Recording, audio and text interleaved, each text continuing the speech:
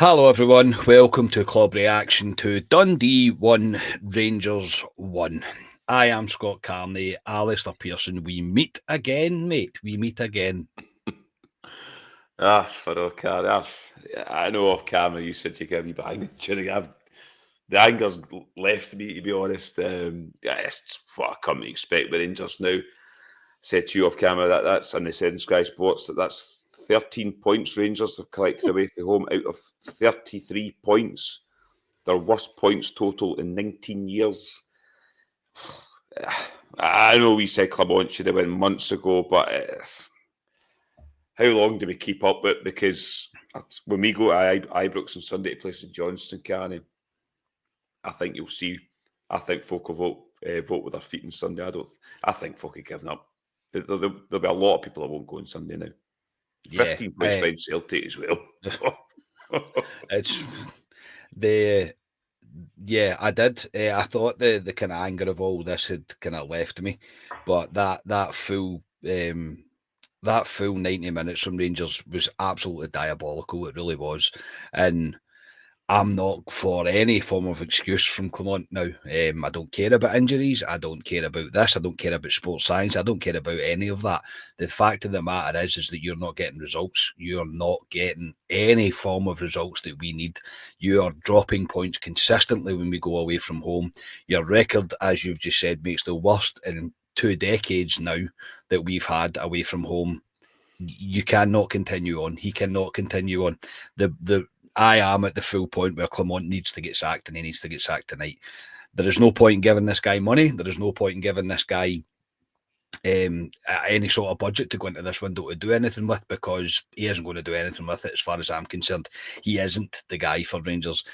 We shouldn't give him the next 6 months, etc. We shouldn't do any of that, because my question is to anybody that still wants to say that we should back the manager, we can't keep sacking managers. My question is, and I'll ask you the question, Ali, if this is a rebuild, show me any sign of progress that we've got right now. We are worse. There is no doubt that we are worse since when Clermont took over. We're a worse footballing team now. We're miles behind. Yeah. We're going back to, we've said it on this podcast before, we're going back to before Gerrard, probably. You're probably going back then, and there's an argument to say that team back then was maybe better than this team. Probably. But I just don't see it. We had that purple patch where you wanted to believe because it was so bad before. But look, since that purple patch we had just before the cup final, pretty much after that, the Celtic game apart where they played well, it's been abysmal again. Away from home, I just don't see it. I'm sitting there. You can't see anything. There's obviously shining lights in terms of individual players. Igaman's one. There was one tonight. One is the only one tonight gets a pass mark for me. But apart from that, it's just no. I've not changed. I made my mind up months ago, Carney, and I'm sitting here again. It's what are we going to do? Are we just kicking the can down the road? Because I think that's what we're doing. And I know you say he should be removed from his job, but I honestly don't think they will. I think he's at the end of the season. I really do. And I think they're playing Russian roulette with the fans. The board, they really are. If they keep him there.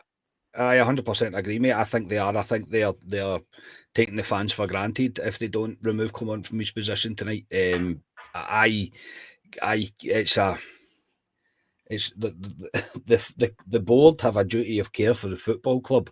The guys that are on this board, they're the ones that control where we go, what we do, where the money's spent, etc., and keeping Clermont in a job, keeping Clermont in the Rangers job just now. There is no positive in it. There is none. If there is still somebody out there that is a Clermont backer and wants to continue to say that Clermont is the man to take us forward, then good luck to you. That's all I'm going to say, because we are not going to win on the road now. It's now not a thing. It's now something that is just to be accepted. We've now just to accept that we go away from home and we won't win games. The performance tonight is just. We said we kind of had a joke about it. We didn't know what Rangers we were going to see. Now every away game that we have, I know exactly what Rangers team I'm going to see. I'm going to see the same story. I'm going to come on and I'm going to do the same reaction to it every time, over and over again. Clement's not the guy. He isn't the guy. And if the only argument people can put forward is we can't keep chopping the changers managers, then for me that's null and void now. It really is that. There is no point in that. That's just, as you say, kicking the can further down the road. We're still going to need to go get it at some point. It's not worked. Clement should go. It is pure as simple for me. We'll talk about the game, mate, briefly. Not that there's a great deal to speak about. Genuinely, there isn't. Rangers were very bad, diabolical, and that pretty much sums up our 90 minutes.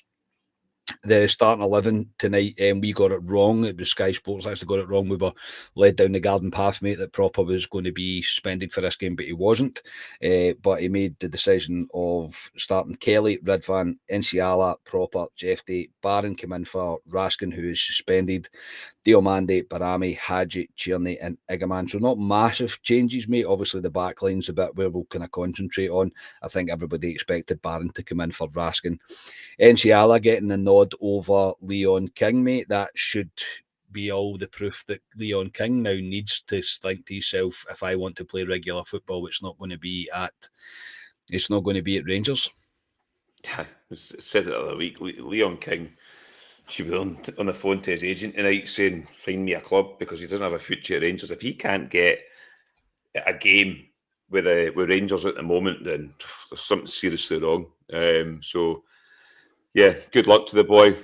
I like Leon King. I thought he was all right when he came in a couple of years ago when he kind of broke through, but Clement obviously doesn't fancy him. Played Enciala, who I thought Enciala was all right. It's hard to, I'm not going to judge the boy. I thought he was all right on the ball, but Leon King, the boy, he's got to leave in this window. He has to leave for the sake of his own future. It's a sad state of affairs that he's going to leave, because he's a centre half and he can't get a game over guys are playing that aren't centre halves. That's where he's at. And it's a shame for the boy, but for the sake of his career, he needs to leave the Rangers in this window. Absolutely. And I wish him well.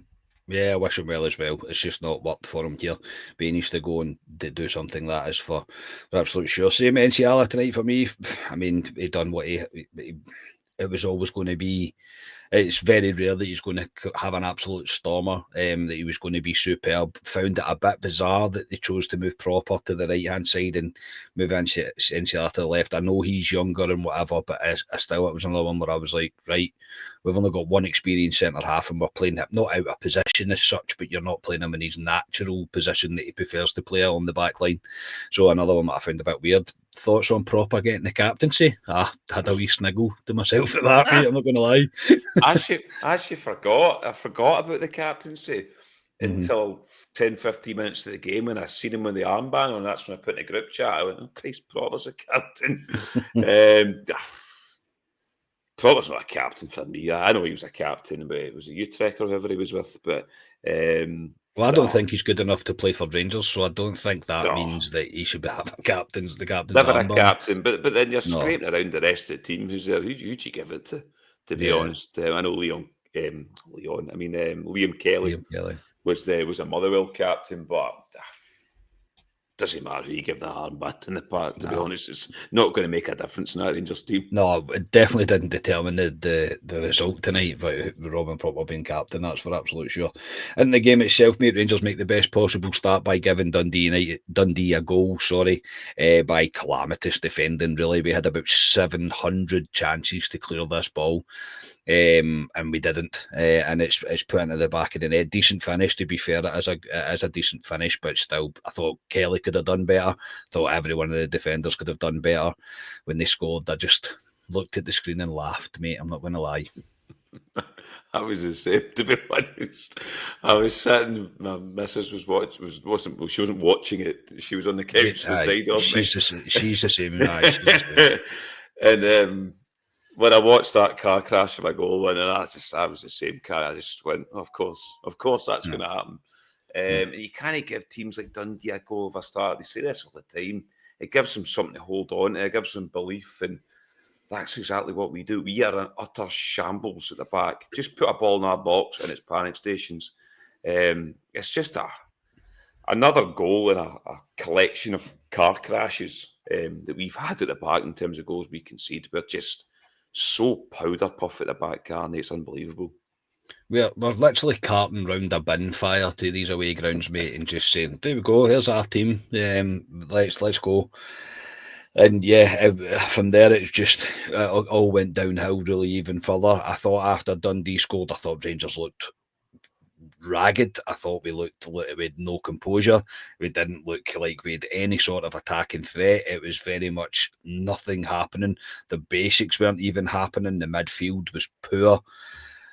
There was nobody standing out for me whatsoever. Absolutely nobody. And Dundee were probably thinking that they could have grabbed a second, because I certainly felt that it was coming.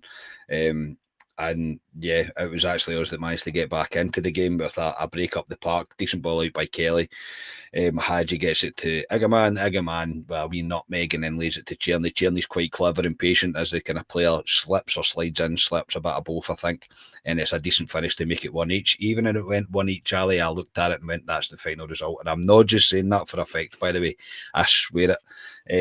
If my missus would come on this podcast, she would be proof of that I said this will finish 1-1. I said, Rangers, this will be it. There'll be nothing more to come from this. This is what will happen. But look, credit where it's due. It's a good finish from Tierney. And Igaman does really well in the build-up.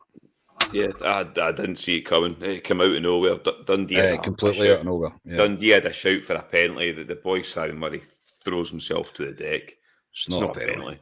It's never a penalty. I heard James McFadden at the end of the game there saying Tony Dockett will be moaning about that, but there's good nothing to moan about because it's not a penalty. So Rangers do well to break up the park, and yes, it's a good goal. But Rangers, like a man, does really well for me.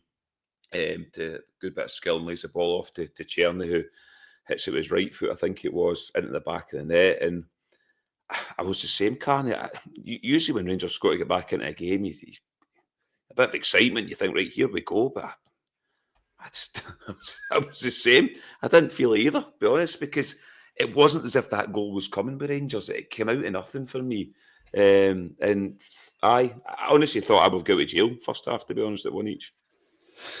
Yeah, I thought we did as well. I thought our whole attacking front line was poor. I thought Igaman was doing his best. And I'm not just giving the guy credit because he's the one in form. I generally think he was the most positive player we had on the pitch.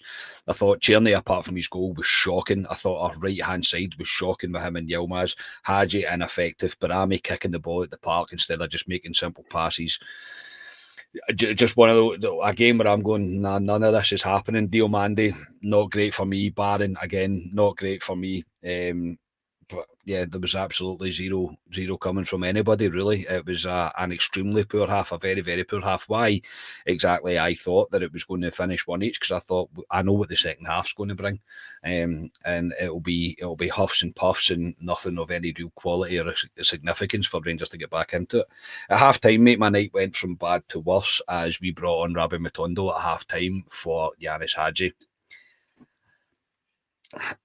I've got nothing with this sub, mate. Honestly, see, when I seen it, I went, I've literally not got a clue. Apparently, Hadji's injured, or he's got a back injury or something. Right, okay, so I don't mind Hadji having a knock, right? That's fine. If he needs to go off, he needs to go off. But it's your grumble is why you would bring on Rabbi Matondo? Why? Yeah, for me, what you do is you bring Danilo on and put Barami out in the left or whatever it was, because Hadji was kind of playing out there. That's probably the more obvious one. He's went with Matondo for pace. You know what you get Matondo? He's crap. He's as crap as Cortez is, to be honest. The two of them are as bad as each other. And I'm not writing Cortez off, but the two of them they're poor for me. They're carbon copies of each other. So when Rabbi Matondo come on, I mean, that's the last. Well, I was going to say that's the last roll of the dice, but you've got into what subs he brought on. But we're not quite at that point yet. Hold your horses, we'll get there. Rabbi Matondo coming on, I wasn't getting off my seat going, oh, here we go, Carney, basically, because I know what Matondo brings. Yeah, no, I laughed at it, and I was like, why, of all the players that we've got available, why? The only thing could have been worse if it was him and Dowlett come on at half-time. I'd have been like, well, come on, clearly chucked it now. But no, I just had a decision I didn't. I understand bringing on a bit of pace. I do get that, I understand, but Matondo's weak. He lacks quality. He lacks confidence, he lacks ambition, he lacks everything for me. Just a player that shouldn't be here, another one that should be getting off the books as quickly as possible for me. And no surprise that he offered absolutely nothing the 45 minutes he was on the pitch. We went, I suppose in the first kind of 15 minutes, we had a shot from the edge of the box where, again, Egerman was the one that just kind of instinctively turned and took a shot, a powerful shot, and it was well saved. And then I generally thought it was 2-1 that for the offside goal, made it very, very close, but they just cut through us. Dundee were walking through us like we weren't even there, like the midfield didn't exist. They really were. It was far too easy for them. We looked sluggish. We didn't look on it. We looked like our heads were completely gone, to be honest. I think a lot of people will throw the accusations about that the team had chucked it, and to me it looked like some of them had. It looked like they were kind of accepting of the fate tonight. It should have been a warning sign, mate, when it went to one each, and Rangers should at that point, well, when they got the offside goal, it should have been a warning sign to go, for fuck, we actually might need to score a goal here to win this game. But the concerns of the midfield, mate, tonight for me were glaring. They really were. I think it shows what Raskin brings to this team, because we were just time and time again, they were going through us like nobody was there. Yeah, Raskin's a big miss. I think you see with Conor Barron, he's a squad player. I think we got a bit of hype around him because he done the basics when he came into Rangers, ran about, looked energetic, showed a bit of effort. I think he'll be a decent squad player, but I think that's what he is, a squad player.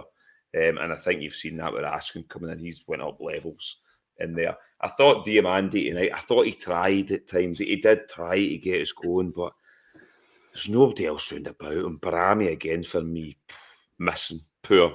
We spent £4 million, this boy. Yeah. Doesn't offer anything for me at the moment. And yeah, Dundee, the Dundee have got that big guy Silla in the middle of the park, and he just breaks everything up. And at times he just breaks up the park. We could do with a guy like him in the middle of the park. But every time Dundee come at the park, we just look at 6s and 7s all the time. But I never felt, I know like a man had that turning shot. I never felt we were going to score though. I didn't. No. I never had the feeling. And I know Rangers had most of the possession in the second half, but Dundee's quite happy to give us the ball because they know we're not going to hurt them. Yeah, even before the change was made of Danilo coming on for Barron, another one where I was like, right, it was still too easy. So the Clement's thought process of let's make it easier for them, again, baffled me a little bit, because I thought, right, we're going to put Diomande in the 6, which isn't his position, and he's not very good at it. But that's what he'd done. Danilo come on for Barron, as Barron went off, and I say I would just be painting the wall again with what you said, mate. I think he is just a squad player, and credit to my stepdad, because he said you'll find out about Barron. He's a sheep supporter, so he's like, you'll find out about him. He's like, so don't get your hopes up about him. So maybe a wee bit of credit due to him in this one. But yeah. Not a great deal. Not a great deal to go on. Generally, Rangers huffed and puffed, passed the ball about, ran into cul-de-sacs far too many times. Couldn't take men on, couldn't get anything going. Every cross that we hit, every set piece that we hit was hitting the first man. We clearly don't practice corners, which is a bit frustrating. We should at least spend an hour on them a week. Maybe that would be a kind of thought, considering how little effect that we have from attacking corners. It would just be an idea. And then a substitute that I genuinely don't understand. He took off Yilmaz. Now, Yilmaz tonight was honking. I mean, shockingly bad. Like, too many times I was going, you don't care. You clearly do not care. Bad touches, try to take men on that was never even on.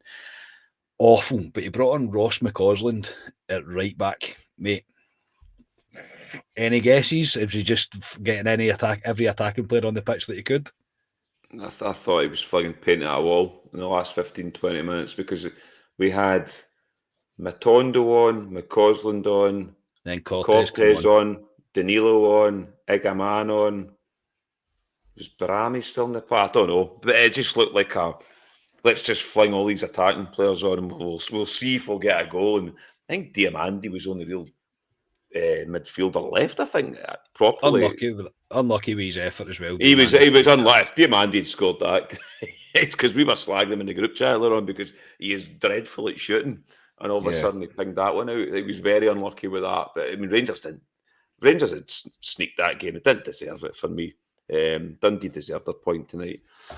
But it smacked of desperation for McCartney, just flinging all the players on and hoping that somebody will do it. It's a summary of our season. We're hoping for somebody to pull us out a hole all the time. And we get the odd team performance where you go, we've played well, but the majority of the games we're just hoping somebody like a Cherny's going to come and do something to help us. And it had that feeling again about it, but I just never thought we were going to score. And they put 4 minutes ahead of time up. I turned my girlfriend when they could put bloody 40 minutes up. It doesn't matter. It's exactly the same thing came out my mouth, mate. I turned to the missus and said they could put 400 minutes up, Rangers are not scoring. And yeah, it finished 1-1. The second half was just full of slack passes as well, though.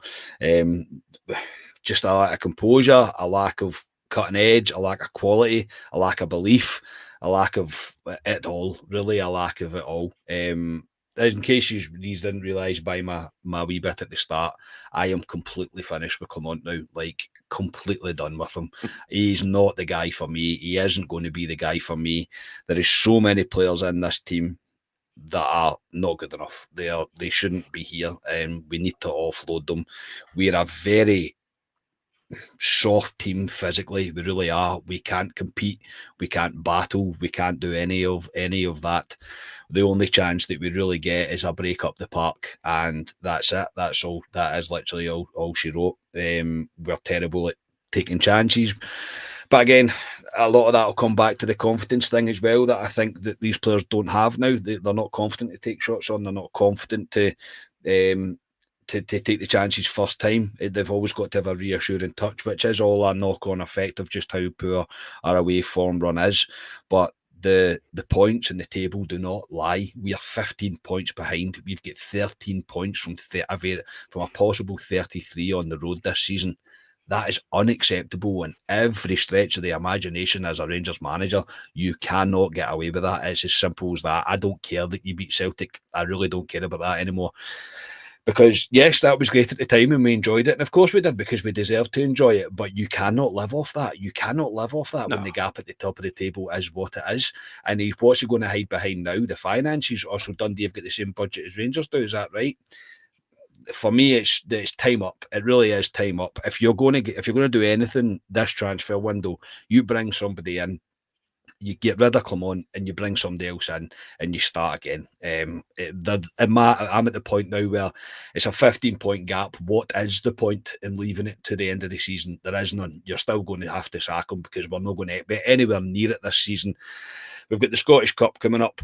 Thank God we're not playing Fraserburgh away, because we'd probably get put out by them, which would be another humiliating defeat for Rangers. So that kind of tells you, and you'll be able to tell by the tone of me tonight, that that's where I am at. I am completely 100% done with the guy. He has to go. He has to go. And for the board's sake, they have to take their head out of the sand. They have to have a look at what's happening in front of them and read the response of the fans. And I don't mean go on Twitter. You look at the ones that travelled to Dundee tonight. You've seen the pictures at the end of the game when the players were walking off. They didn't go and clap the players. I forgot where the Dundee, it's not a tunnel, the set of stairs to get up to the porta cabin is. I forgot where that was, and I was like, at first I was going, they're walking over to the Rangers end. Are they crazy? Are they mental? But obviously that's the way they need to walk to get off. But you can tell by the reaction, most people are the same now. It's done. It's finished. It hasn't worked. So Patrick Stewart, whatever you're going to be coming out and telling us about this transfer window, the first thing should be that Clement is no longer the Rangers manager. That's my take on it. Any passing final thoughts, Alistair, for this, again, lovely, enjoyable, positive feeling podcast that we do? No, I think you summed it up pretty well there, to be honest. Just looking on, I know you say about Twitter there, but just looking in guys that were there, like Stevie Four lads, Chris Jack, the Rangers support were basically we're chanting tonight, and I'll give the PG version of it. Clement, get to basically. Okay. And when that happens, get to Malta. Get to Malta, is that what it is? Yeah, I go and see Scotia and Malta. I wish I was with Scotia and Malta right now having a baby, but yeah. I actually said to the missus, mate, we'd be better watching Coronation Street tonight, because you'll get more entertainment than you will watching Rangers. You would, but when that happens, it's gone. It's gone. He's gone. And It's finished. I feel for those boys, because I mean, we don't really go to away games, but we've had 4 away games in the past 2 weeks, and they guys have went and travelled. One of the guys that comes into my work, one of the Tylers, he goes home and away every single game with Rangers.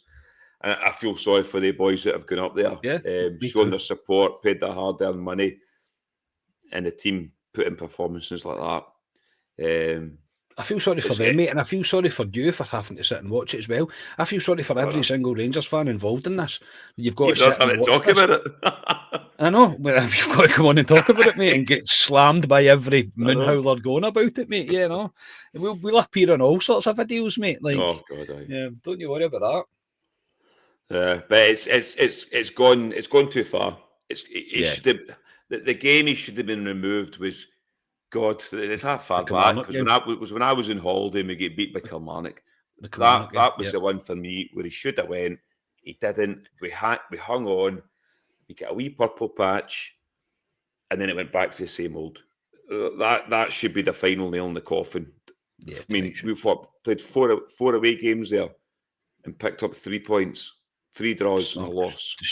That's not good enough, and that's on top of the rest of the away form this season. It's simply not good enough. No other Rangers manager has survived this. He has so far. You can call it a rebuild all you want. It isn't a rebuild. I don't see it. Because there's no progress, mate. That's the thing. There's not. There is no change. We are going backwards. We're going backwards at an alarming rate. We're going backwards at an alarming rate. I think was it David Edgar? I think I listened to. He said we're a good cup team in terms of we play these one-off games against Celtic, Tottenham. We are. But we can't put a run of games consistently together. We can't beat these. No disrespect to Dundee and Hibs, but Dundee and Hibs are poor teams. Rangers should be going up there and even these teams. By Clement's own definition of it, mate, we should be beating these teams. He's the one that talked about the finances involved in this. Every team, barring Celtic, we should beat. With his idea, his definition of the way that the budgets are spent within football. So by his own definition, we shouldn't be getting beat. We shouldn't be dropping points. We're getting outfought. We're coming up against teams that want it more. The basics that Ryan harps on about, desire, application, they're well coached. We're coming up against these teams, and they just, you've seen Dundee at the end when the guy went out for I think Cortez thought it was a corner, it wasn't. And they were all kind of high-fiving each other because they're playing as a team. And Dundee deserved to get their point tonight, and well done to Dundee. I wish half our players would show that attitude in the park. So we are where we are. The anger for me left months ago, Carney, and you know I'm angriest guys at Ibrox, but it left months ago for me now, and I'm sitting there just going, of course. Talk to Ryan as well, he's the same. Just doesn't recognise Rangers. And that's a sad state of affairs when we don't recognise Rangers, because at the moment, that ain't a Rangers team we're watching. That's why I'm getting angry, mate, now, is because it comes back to the board and the disconnect that they are creating here between myself and my team. It's too far now. We can't pretend, it's still a rebuild, it's still this. It isn't anymore. You've lost the fans. I think you're right. I think Sunday will be interesting to see who goes and who doesn't. I'm not going to lie. And we are glutton for punishment, mate, so I know we'll go because it's what you and I do. So 100% we will be there. But it won't be long until this seeps into home form. It won't be long. It has to, because we can't be so bipolar. There has to be a crossover. They have to both come together, the away form and the home form. And yeah, I'm intrigued to see the reaction on Sunday. Obviously, everybody, I hope you all get your comments in the chat and that as well, because I'd love to hear what you all think. I know what most of you think. Most of the regulars that come on know that. I know that you are the same as us, that it's very much done with Clement than it was months ago. I think I tried my hardest to try and not convince myself, but make myself be more patient and think, right, if it is a rebuild, yada, yada, we'll see progress, we'll see bits, and we'll see we're not. We're really not. We're at a dead end now with Clement, and he knows it. I think he knows it even by the subs that he made tonight. He knows he's at dead end here. There is nothing that can be done. It's not him. He's not going to be the guy to take us forward. Right. That'll do us, Ali. We're going to be on tomorrow night for another positive podcast anyway, mate. So, yeah, we'll be back tomorrow night with Club live, Friday night, 6:30, the usual. It'll be myself, Ali, and Ross again tomorrow night. So, Ali, for tonight, mate, thank you very much. It's all right. It's great. It's just me and you, Carney, to do these post matches and all these miserable results for Rangers. Well, it's better than me sitting doing it myself, mate. It's nice when I've got company. No, I know. It is what it is now. The league is, 15 points behind Celtic in the 9th of January. I mean, that's atrocious. A sackable offence enough, regardless what the away form is. But tonight, for me, is a final nail in the coffin. And the final nail in the coffin was months ago, but this is the final nail. It's just an extra one. Yeah, it's just to make sure it's close. Well. Yeah. And they're playing a dangerous game, the Rangers board. If they let this continue and it goes the way it's going, fans will start to well, they won't go to Ibrox anymore, and I think you'll see it on Sunday. You're talking to folk out about now that Rangers fans, season ticket holders, they don't even want to go Ibrox anymore. No. They don't even want to watch them on the telly now because it's that bad, and it's what have you got to play for? We still have a Scottish Cup to play for. Obviously, we're still in Europe as well, so there is stuff to play for, but. For the sake of Rangers, for the sake of us as a football club, for the sake of us as fans, I think we need to remove Clement and look at bringing somebody else in. Because there is decent players on that team. We have seen them click at times. But yeah, for me, Clement, the time's up now and he has to go. Yeah, tomorrow night, calmer heads might prevail, but I am not making any promises at all because they probably won't. Even young Cam Ross, I'd imagine he's quite annoyed as well. Yeah, I'd imagine he's pretty annoyed at what he's watching. So, yes, thank you for tuning in. Please like the video, subscribe to this channel, all the usual stuff. I hope tomorrow we are speaking about the departure of Philip Clement. I really do, for all of our sanities. I really do. But if not, we'll still be here to chat all things Rangers and to preview the next game, which is St Johnstone at Ibrox on Sunday. Try and enjoy the rest of your night. We are Club at 22, the Rangers podcast. Cheers, everybody.